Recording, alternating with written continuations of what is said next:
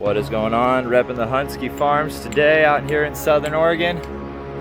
Our foundation is 100% done, ready to go. We've gotten all of our HD clamps set out. So now that you have all your hoops erected, your foundation is done, what you're gonna want out all of your HD clamps, which are these pieces right here.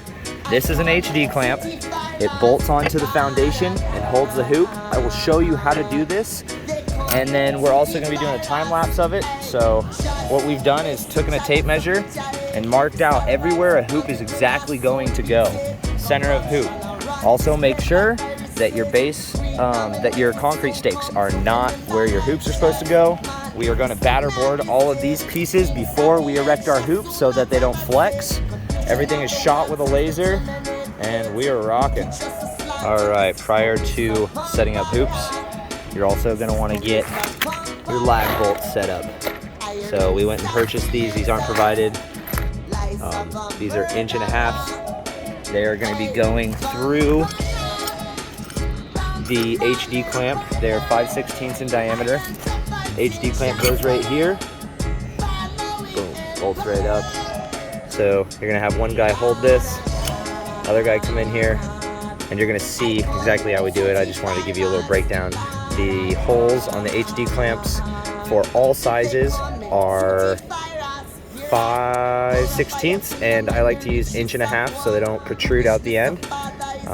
On the end hoops, right here where you run into this, I take a bandsaw and I cut this all the way over, and then I drill a hole right here so that I can get this as close up to that end wall as possible. So that works great. All right, so on the end hoops, these brackets aren't gonna fit exactly up against them, so what you're gonna wanna do, you're gonna wanna cut it. It's not gonna be pretty. You can do it with a die grinder, a bandsaw, whatever you choose. Just be very careful and safe when you do cut it. And then you can butt it up against that corner just a little bit better. What I'll do is prefab 2 holes for some tech screws to go in, or self-lags, and then as you can see, there's the original one, and there's the one that I had rigged up to work for what I do with this foundation on the HD clamps. Each to their own 1,000 different ways to skin a cat, just the way I like to do it and the way I've been doing it for years, so hope this helps. All right, first hoop is going up. There we go. First hoop going up. First hoop. You can carry them sideways, carry them upside down.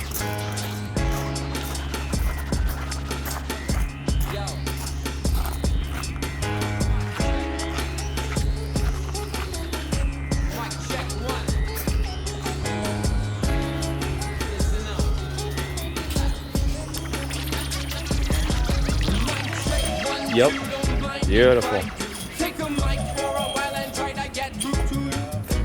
Go to the very corner, Jess. Very good. All right, go ahead, Trav. Beautiful.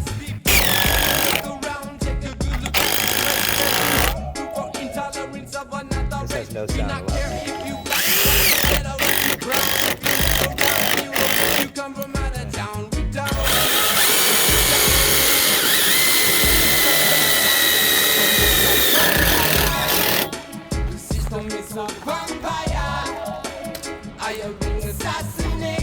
See behind me, the first hoop is up, folks. Setting up the time lapse on the professional tripod, and we're gonna bang it out, run all these hoops. Get ready. We're gonna look like a bunch of ants.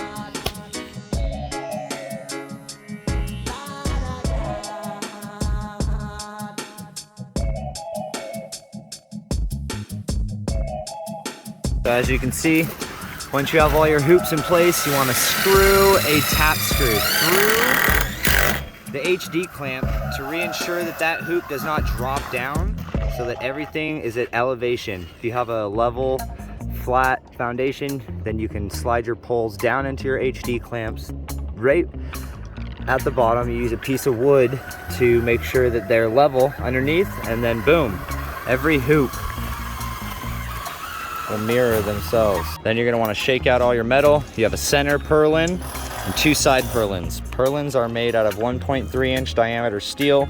They have swages in the ends. You slide one purlin into the other one, tech screw it. The purlin clamps are very, very unique. Some people call them saddle clamps. Basically, it's a 2-piece system. You're going to get the hardware, bolt these together, and I'm gonna get up top and put one on, and then I will show you exactly how it goes. If you did it right, you can run a string from the center of that hoop all the way to the center of that hoop, run it tight, but we actually are using the swage points as our center line because they line up perfectly. All right, saddle clamp, purlin clamp, breakdown. 2 pieces, we got 2 bolts, 2 nuts. Flip this, and we are going to put it up. I'm gonna show you guys, hopefully my hat doesn't get in the way. Saddle clamp, goes on both sides of the purlin. Then, grab a bolt and a nut. If you're OCD like me, face all your nuts the same way. I'm all looking down to see if Travis is, and he is. So we're all about that symmetry.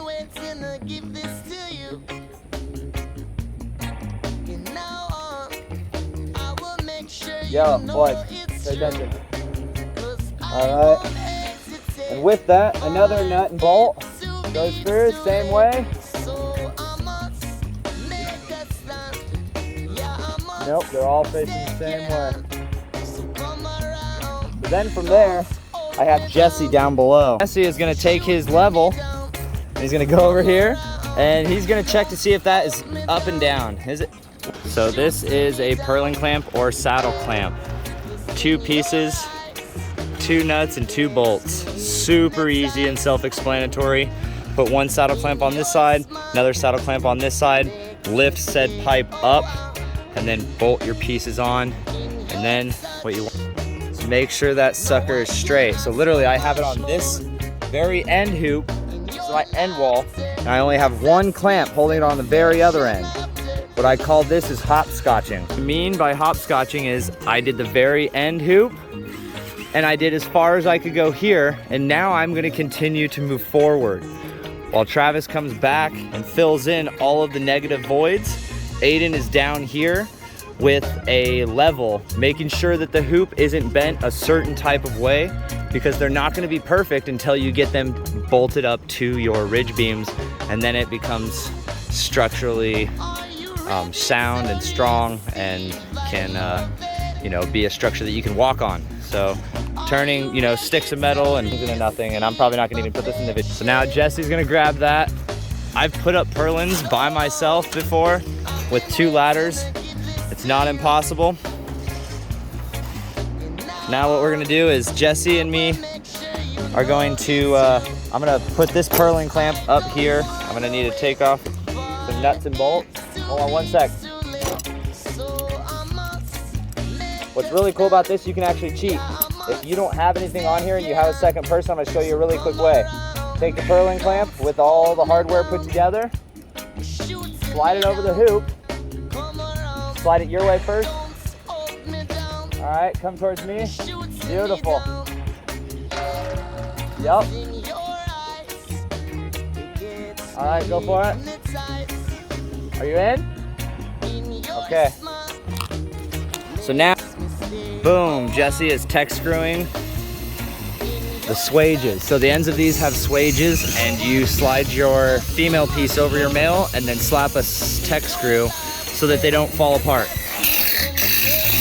Don't worry about that sag in the center.